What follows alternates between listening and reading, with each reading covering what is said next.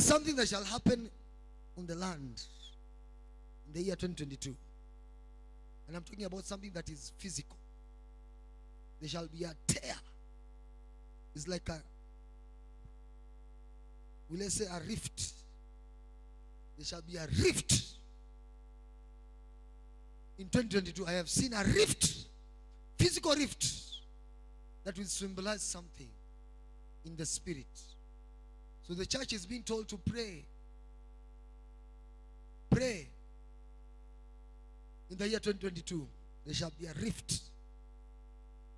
Very big rift.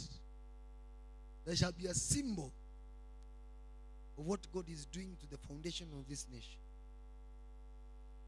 It shall be a symbol of what God is doing to the foundation of this nation.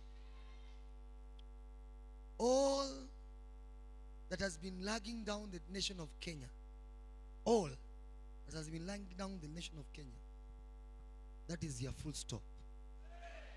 That is your full stop. That is your full stop. That is your full stop. It is done in Jesus' name.